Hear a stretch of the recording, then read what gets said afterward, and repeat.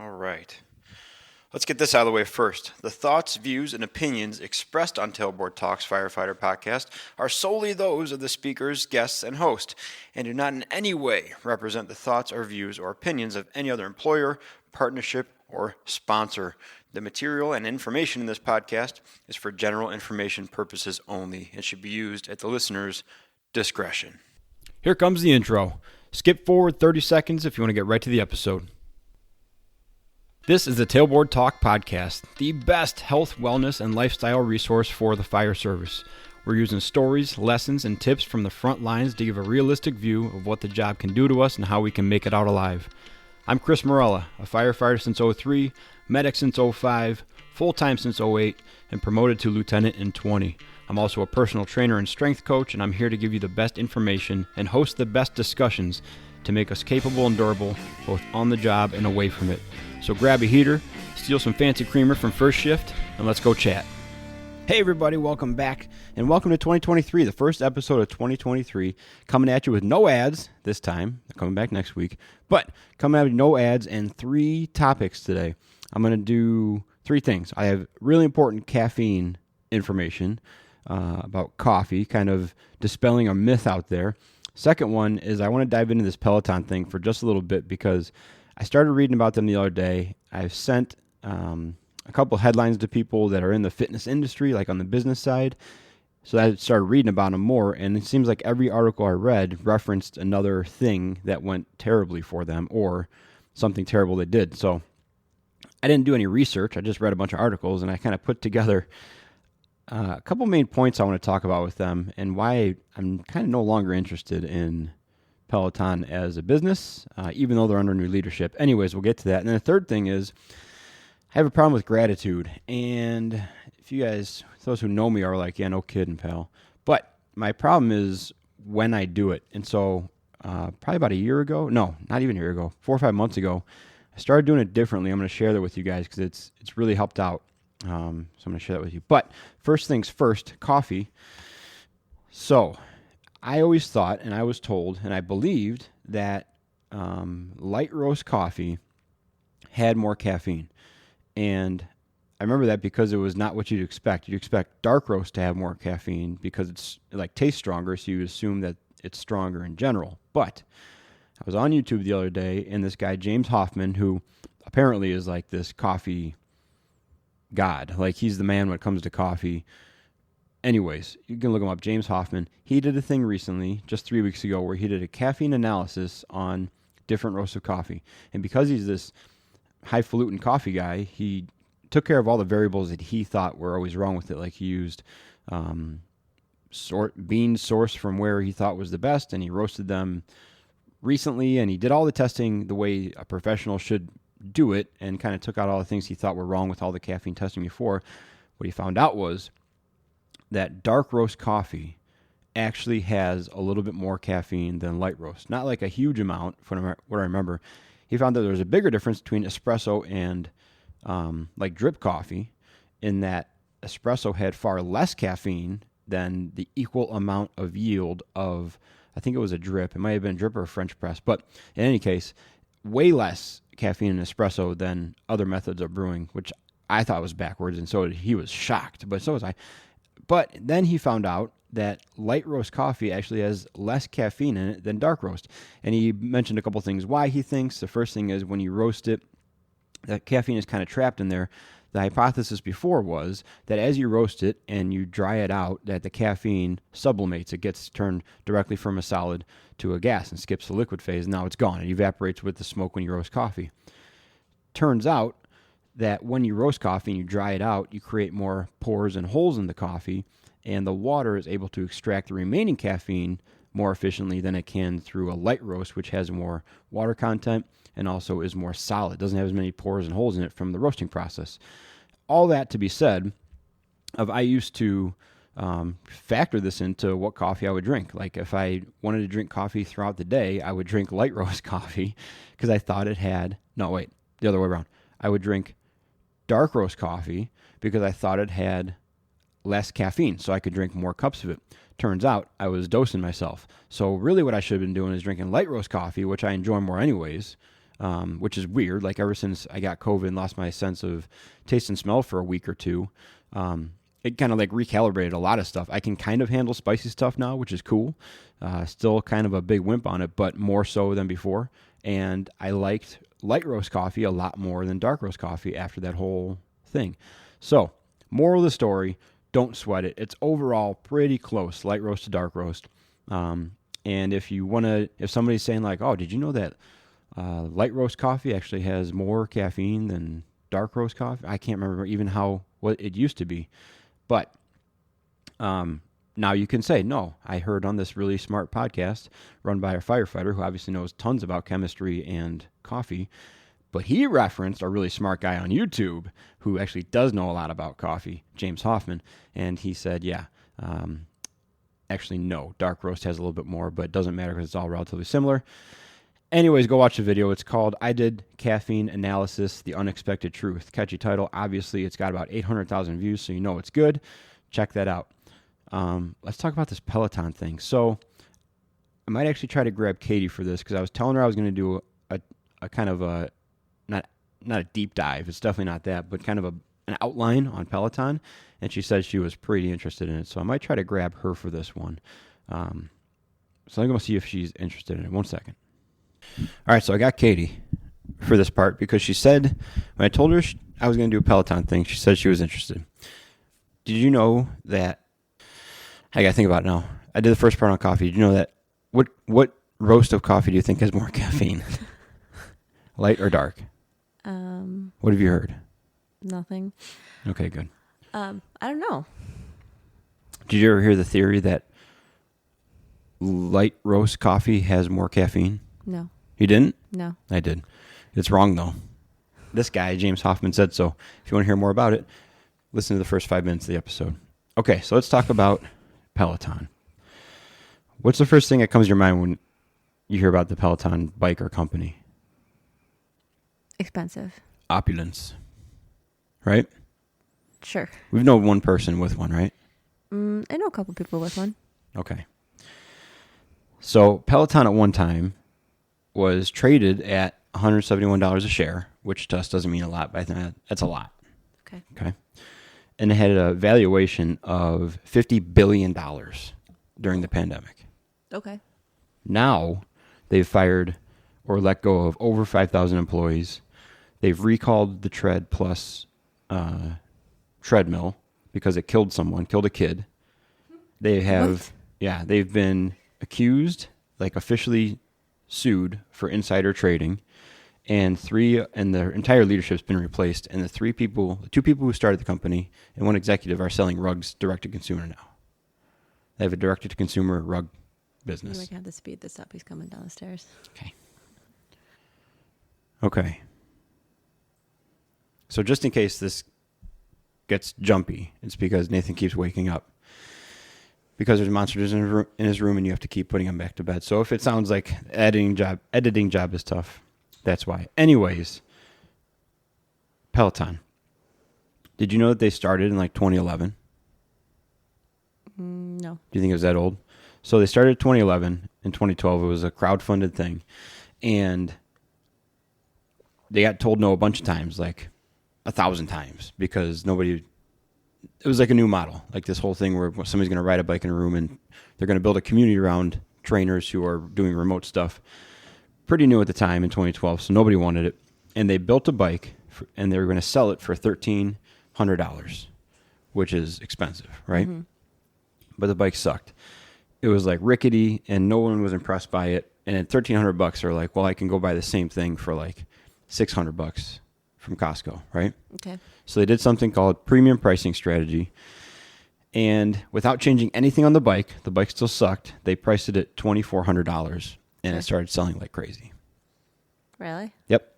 So they basically said, and so I didn't know what premium pricing was beforehand. I knew like, okay, they raised the price to make themselves look distinguished and people bought into it, right? Yeah. So premium pricing strategy is when, let me see here. The companies use premium pricing when they want to charge higher prices than their competitors for their products. The goal is to create the perception that products must have a higher value than competing products because the prices are higher. The company is betting the consumer will not investigate to find out if it is actually better.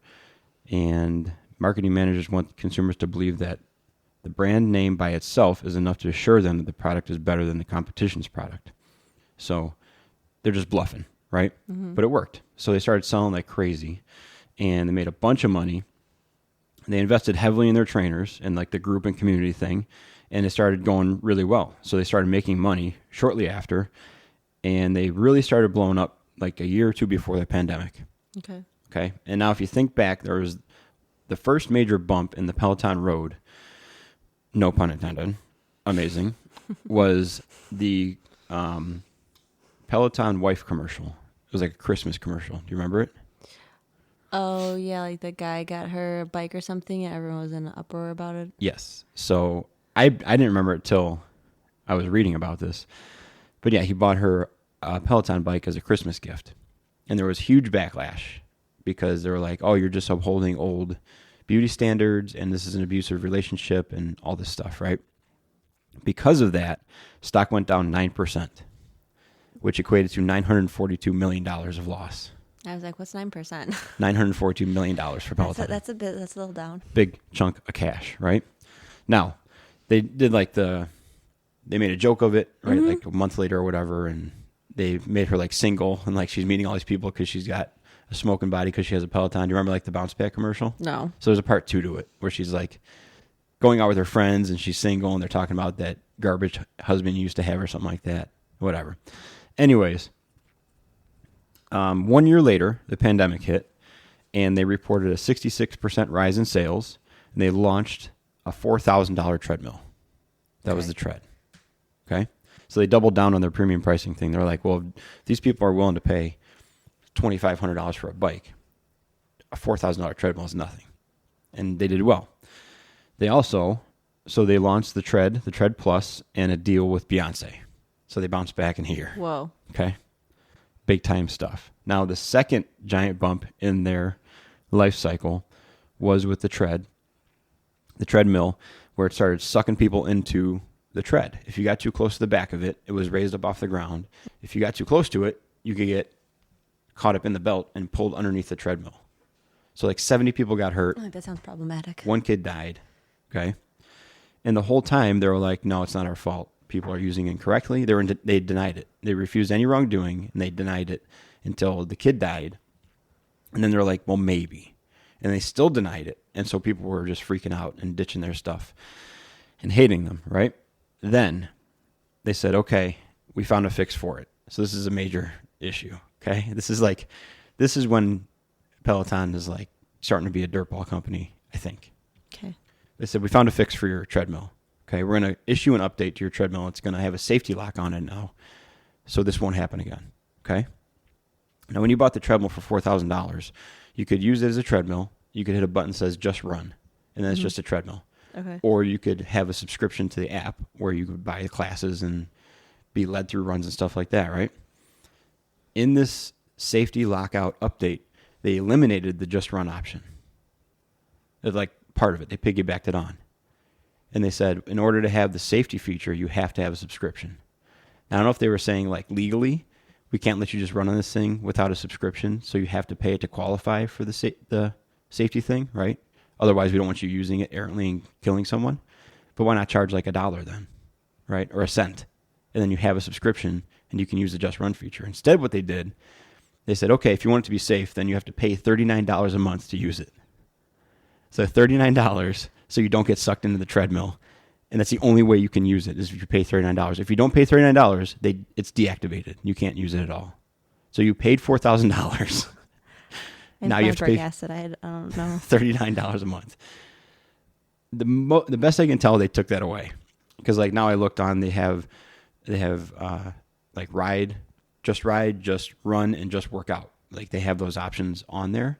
Mm-hmm. And I didn't see any price tag associated with them. So I think there was such an uproar that people paid $4,000 for a treadmill, and then you want to charge them $39 per month for just using it as a treadmill, not even any classes. That they went back on it. Yeah. But that was their fix to the treadmill.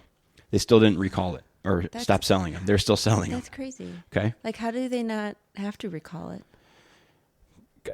I don't know, but they didn't. So eventually then they do a voluntary recall, but they keep producing it. So they recall That doesn't make sense. with this new safety feature built into it. Oh, okay. But they're like, well, sorry, it killed somebody and messed 70 other people up. Fine. Send it back if you want. Okay, so it hurt 70 people, and then There are like 70 one reported person. incidents of Okay. injury or damage or something like that, and then one kid got sucked into it and died. Okay? Here's the worst part of it, I think. Okay? The worst part wasn't the kid dying. It was, but before the kid died, they knew that their safety feature they knew the treadmill had a safety feature issue. Okay? Mm-hmm. In the time between recognizing it at the company level, so very early on, before it even hurt anybody, and issuing the recall, the executives at Peloton sold $500 million of stock. They offloaded it. They got rid of their risk. I mean, I don't dabble in the finance world or the stock market. I trust you to do that. Yeah. So But they that said sounds fishy. it's illegal. It's very illegal. So they're being sued or whatever, accused of insider trading, and they're being investigated for insider trading. They knew there was an issue that was going to cost them a lot of money, and they started reducing their risk with that company. So they sold off stock knowing that they were going to take a hit, so they wouldn't get hit personally. Right? Okay. So, and then I have no words for this. And then they killed Big, Mr. Big. Oh yeah, that's right. Okay. So then that happened. That's right. So there's a lot more. Okay. Mm-hmm. And just like rebuilding stuff, and the executives left. They replaced them with guys from other companies who were doing well. Like I said, the co-founders and one executive went, and now they work for a direct-to-consumer rug company. So that just shows how hollow of the integrity was from the beginning, right? Mm-hmm. They can just ditch this and go sell rugs. Like, that's the extent that they're invested in this actual like health and wellness thing. Yeah. Which I get it. It's not like they should never work again or they can't just find a job. But the fluidity of that, of like, yeah, we're spearheading the health and wellness space. Yeah. We want to help all these people and bring fitness to your home for this inflated price. And then you kill somebody and deny it and then sell off your stock to not take a hit on it. And then you're like, you know what, let's go sell rugs instead. And you just bail and go sell rugs. Now do I have to go look up what the rug company is they work for so I don't accidentally buy a rug from them? Probably, because I never heard of it, and it's got some dumb name. Yeah, you probably should. So, like I said, at one point, their stock was trading at $171 a share, right? Mm-hmm. It got down below $10 recently.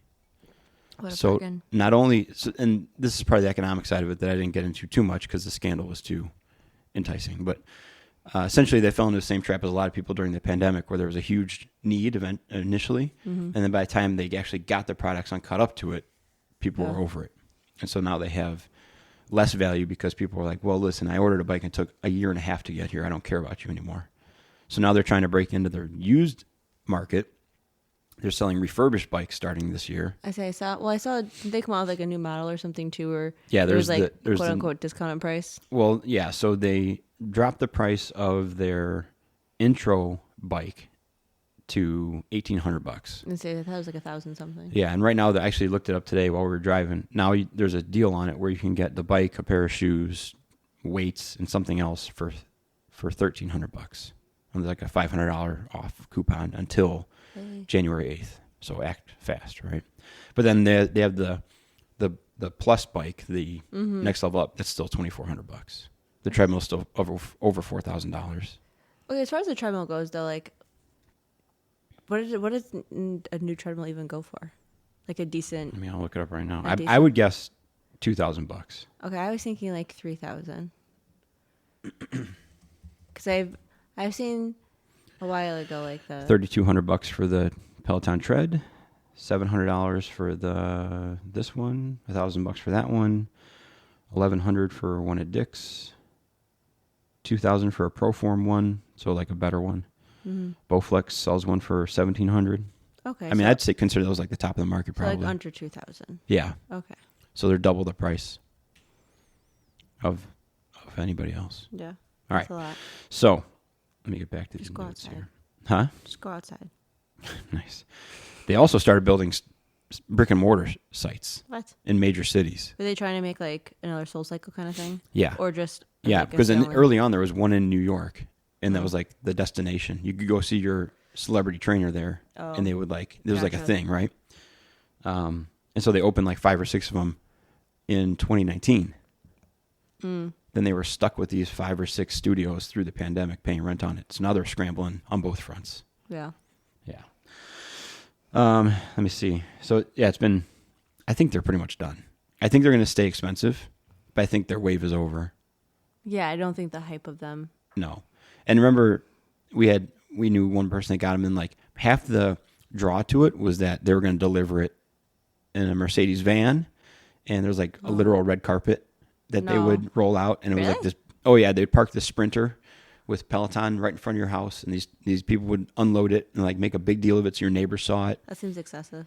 It's exactly it. But that's they're saying like for $2,400, look what you get. You get this executive premium experience here, you know? So they spent tons of money on that stuff. Now they're like, you can just pick this shit up if you want to go get it. Yeah. Like they're cutting back on so much stuff now that was so excessive before, but it attracted people to like the circus of it, you know? Mm-hmm. So now it's over. So now they're like, they cut 5,000 people. They cut customer service. They cut a lot of their delivery stuff, a lot of their concierge stuff. I mean, Now it's just a bike and a treadmill with a really good online platform, really, really good like batch of trainers and stuff. But there's so many other competitors out there that they're not unique anymore. Yeah. No, because isn't like the new one the new one that everyone's talking about? It's like $900. I don't know. There's like Echelon. Yeah, that's the Costco one, basically. I've seen it other places. I mean, yeah, but yeah, there's all kinds of it at Costco, but $1,000 options. But the good news is the people who made all those dirtball things happen are gone. That's the rug people.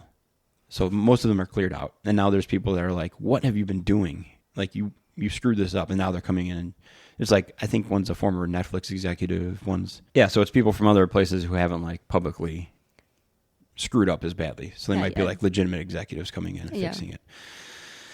Anyways, that's a Peloton thing so far.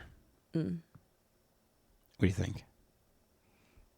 I didn't know half the information you told me prior to this conversation. It's got to be a documentary someday. Oh, I'm sure. I mean, there's some good takeaways though. Like that premium pricing thing, I feels gross, but I guess it works, right? Yeah. Like I could easily price myself at $1,000 a month, and someone might buy it. At the end of the day, they obviously have they had a good marketing team. Yeah. To figure out. Well, they played into everything from the bike itself being special.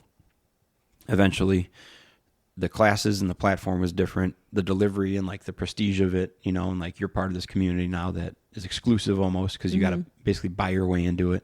So yeah, it had a lot of things going on that a lot of people. And has the prices stayed the same now, even with everything else on the rise? Yeah. Yeah, they don't care. They're in. They've that's their thing now. No, I mean like their prices didn't go up because like everything else is going through the roof. No, I don't think so. I think everything stayed the same, and their app was the same. But I mean, now they're discounting. They're playing the discount game that they never played before. So now they're offering $500 off when before they were like, it was fight to get a bike. Like it was a 1.5 year wait to get bikes, and now they're like, oh, I guess we can discount them to get them out the door because there's warehouses full of Peloton bikes now. Yeah, because nobody wants them. That's a long wait time. It's like not a brand new car. It makes you not want to do business with them. You know.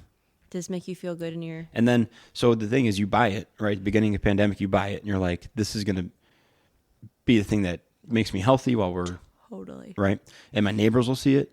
And then, not only do you not get it for 1.5 years, but now you have to go pick it up because they cut the concierge stuff and all the hoopla that you were looking forward to. It was half of it, right? The status symbol is gone now. So now you're like, great, I'm just getting an overpriced But do you think bike. it was a status symbol, or do you think it was more just they played up this prestige thing, but then they also really leaned into look how great you're going to look and feel afterwards? Oh, yeah. But like, if you're not doing it the full force way. Well, I was reading about really that too. This is a totally different conversation now, but I was reading about gym memberships. That's what part of this was. Okay. And maybe it's unrelated, but they say that gyms try their best to get you to pay all the money up front. They want you to pay the annual price for your membership, not month to month. Okay. Because if you pay month to month, you're more likely to show up, and that's not what they want. They want you to not show up because it's less wear and tear. That's less employees they have to have. It's less of everything, less resources they have to pay because you're not there using them. Oh, really? So they want you to pay annually because they know that like first quarter is going to be slammed by people because they just spent $1,200 on a gym membership. They're really going to want to be in here. But after that, that's going to fade off. And we'll see a quarter of these people in month 9, 10, and 11, and 12. So we want you to pay all your money up front so you don't care about it 6 months from now. I guess that makes sense. But if you Because, pay like, monthly every month, you're going to be like, crap, they just took another $120 yeah, I was from going me. to say, like, I guess that makes sense. Because at first I'm thinking, no, they're just taking this giant chunk of change. I'm going every day getting my money's worth. But no, I definitely, as you know, It fades. it fades. Yeah. And the minute you see like that deduction in your bank account, you're like, oh, Yeah. But yeah, it wears off. That makes so sense. they want you to pay, they'll discount it heavily to make you pay all at once because they're like, that's money and I'll never see you after March. that makes sense. Yeah. So same but different. But I thought that was interesting too. Does it make you want to get a gym membership to see like how the year plays out? No, I read about it. I believe it. I just meant some infield, Yeah. No. boots on the ground. No, but I will. Research. Because Hey, I don't have a hot tub yet. I'm like, you got a gym membership, technically. You're a member of the center. Oh, yeah. Yeah, I do. All right. Well, that's a Peloton thing. Interesting. Yeah, I'll see how it unfolds. I think the action's over. I think the big highs and lows are over for them. But Yeah. it's every article I read alluded to something else, but didn't really go into it. So then I tried to follow up on that topic, and it was just like, what is going on with these guys? Like, what is happening Yeah, here? that's bananas. So, the next thing I'm going to talk about, you're more than welcome to stick around for, is my gratitude journal. Oh, Do you have any interest in that? I'll listen. Okay. So, when did I get this? When we went to Door County? Or I ordered it while we were in Door County. I think so. Yeah, I think it was here when we got back. Have I showed this to you yet? No. Here, take a look at it. So here's why I like it. I have a big problem with gratitude. Mm-hmm. How does it make you feel? Yeah, right. Not shocked. So Does my it just problem, say, though, I love my wife. there's an option in there. The problem is, though, I do it at the wrong time. Like, Okay. I don't know if you know this, but I tend to dwell on things a little bit. You? Yeah. What? So when you're doing your mom journal, and you're like, oh, what did we do today with Nathan, and what did I do a year ago? You know? And then you cry because your kids are getting so big and so fast. You do. What happens to me is I look back and I'm like, crap, I could have worked out today, or I should have done this, or that's the path I go down when I reflect. Gotcha. And then I go down to like, remember when you're in high school and you said that dumb thing and now you're a piece of garbage, right? So I was like, this gratitude thing is not working for me. So what I started, but I always liked, I like gadgets and stuff. Mm-hmm. I always liked these books, but I wanted a form of this. Mm-hmm. But I didn't know how to use it. And then I was like, well, I'll use it at the beginning of the day. Okay. Because I'm good at looking forward at stuff. Mm-hmm. Especially going to work in the past 2 years. Like, I had to set the tone early, or otherwise Yeah. it's just like make it through 24 hours, right? But in here, it says I'm grateful for, and then it has 6 preset ones: person, pet, experience, place, thing, and self. I thought it was cool that said self in there. Mm-hmm. And then it says why you're grateful, today's act of kindness, and then the next page is reflections and positive intentions. And as cheesy as it sounds, when I fill this out in the morning, if I'm going to work, I look at who I'm working with and like if we have any training for the day and what's on the schedule, and I'll be like, oh, I'm working with this person. Okay, I'm grateful that I'm with this crew today because I really trust them, and I know that if something bad happens, I'll be good, and I have an opportunity to teach a little bit, so that's cool. Like I get to not just be hammered by calls. I can go help someone else in my crew. Act of kindness. I know that so-and-so is working on a project, so maybe I can take a little bit off their plate for the day, or see if they need any guidance through it and send an email for them or something like that. Just a little hassle thing. And reflections, positive intentions is usually just like I usually write sentences and stuff in there, like longer stuff. But I like that because then I can carry that 1 or 2 thoughts with me during the day. Whereas before, it's just like, well, what's happening now? Take care of it. Do the next thing. Take care of it. But there's no real like intention behind it. It's just making it through the workday, Yeah. Now at home, Yeah. I also use it because You do? Yeah, almost more than going to work, because the work stuff is kind of the same day to day, depending on the crew I'm with or what is on the schedule, stuff like that. At home, it helps me say, okay, all I'm doing this morning is hanging out with the kids while you go to your listing meetings or whatever, right? So if it's written down of like why I'm grateful and what opportunity I have I can see in here that like I don't have to worry about 4-shift stuff. I don't have to worry about running calls to the department. I'm not doing projects around the house. Like I can just focus on being in the playroom or in the basement or outside or whatever with the kids. And it just clears me from having to like be distracted by stuff.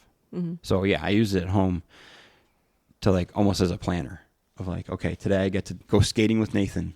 So I get to play around with him on the ice rink for a couple hours and then go get hot dogs and then come home. That can turn it from like a chore to do of like, man, I got to schlep his ass to the hockey rink and get his skates on and then tape him on his feet and then keep him corralled. all that stuff. And then we got to go to a restaurant where I know he's going to throw something at someone and yell about something to like, oh, cool. This is what I have to do. And I have this opportunity to like do this cool stuff. And then we'll be home by 1 and then it's quiet time, you know? So yeah, I like it. I like it because it's small. It's one of these like, what size do you think this is? Like 3. It's one of those pocket. Cell phone. Yeah, it's one of those like pocket-sized journals, like the 3-inch by 4-inch Yeah. things. And I keep it in this other thing that you got for me, this little field book jacket thing. So I take it to work. And actually, as I was thinking this, I got 3. It was a 3-pack for like $10. So this is gonna be the work one, and then I'm gonna have one in the nightstand. Like right now, I'm just using this one, and I take it back and forth. Can you categorize your They gratitude? don't need. Well, they don't need to be. It doesn't matter necessarily. They don't have to be chronological. Yeah. So I don't need to make sure like they're sequentially placed in here every single day. Like I can date them, but it doesn't matter if it's written here or on a Post-it note upstairs or wherever on my phone. So why not use all 3 of them different places? So then I don't have to worry like, it's downstairs. I'm not going to go get it and fill it out. Like I'll just do it later or something like that. And that doesn't happen. So I'm going to make that little change, I think. But That's a good change. I like chronological. I know you do. You can cut all the pages apart and fix it for me at the end and make a big leather-bound book. I don't have time for that. But that's it. I use this now at the beginning of the day, this little gratitude journal, to set the intention for the day, and sometimes it helps a lot. I like it because it doesn't seem like an overwhelming one. Like I've seen a lot of those gratitude journals, at least like for the people like just on Instagram. It's like a spiral notebook, and it's got prompts and it's got things, but it just seems so much. I'm like, this is quick. I feel like it's a good starter one. This is all I have the capacity for, though. Yeah. Like sometimes I wish I had the capacity to be like one of those big time journalers or, as you know, the bullet journal thing. Yeah. But this is all I need, though, because then I think about this and I don't need to write. It's simple. I don't need to be stuck for half an hour writing stuff down. Like I think about it for 2 minutes and then I think about it for the rest of the day. So it's always. Well, it's quick. Like our kids are up early. There's really no downtime in the morning. It's go time at 5:30. So the other thing I like is, I said it before, but this self box. Because I've thanked, like this one. You thanked yourself? I'm grateful for myself because of my overwhelmingly active brain and mind. And I went on to explain that, but like I need to read that page. Yeah, it don't make sense. It's got 4 different thoughts in it about dogs and stuff. So sounds about right. Well, that was it. That was my 3 topics. I talked about caffeine and then the Peloton debacle saga and then the little gratitude thing. It's the first episode of 2023. Nice. Not what are you bad, looking right? forward to for this year? More interviews as I just get done with this one. Doing solo with you. Probably more interviews. I've talked to a couple more girls at the department, women at the department. Nice. Fire women at the department. And definitely some interested people there. Do you call them fire women? Can you just call them firefighters? No, I don't. I've been caught wishing I would pay more attention sometimes. Usually I'm just like, what's up, dudes? And then there's like 2 girls sitting there. I'm like, well, there you go. And just that sounds about right for you. That's what happens now. So what are you going to do? What are you excited for 2023? Short drive. For sure. Short drives to camping trips. Yeah, that's all the capacity I have for this year. Yikes. We did some good big ones last year. Short trips. I feel like we got a lot of good things in the works as far as personally and professionally, just as far as things we want to work on and different opportunities and things we're going to do with the kids. Yeah. So I think I'm excited for if we do all the things we said we're going to do, I think it's going to be a really great year. Oh, fingers crossed. I know. We started off good so far. Yeah, we're 2 days in and I already threatened to go away next year's Christmas. So No. go Big me. talker. No, you didn't. All right. If you guys like the episodes, go on to the website. There's a Buy Me a Coffee button that just supports the show. It just says Buy Me a Coffee because that's the button it says. I could put like Buy Me a whatever, but it's just to donate to the show. Ironically, though, strangely though, most of it actually does go towards coffee. So it's either coffee for Katie and I, or coffee for me, or coffee for guests. I buy them lunch when I go interview them if they're local. So a lot of it does get used for actual coffee, which is cool. But it's on there. If you dig it, go donate a couple bucks. You can leave a note on there, or just reach out and say you like the show. And 2023, I did the episode Going Deep, Not Wide a few weeks ago, probably. And I meant it. I'm really embracing you guys, and I'm sure this thing will grow, but I'm not going to look past the people I already have. I really appreciate you guys listening and showing up and giving me all the feedback you got. So talk to you soon, and let's keep on being more, remember? Durable and capable. Other way around?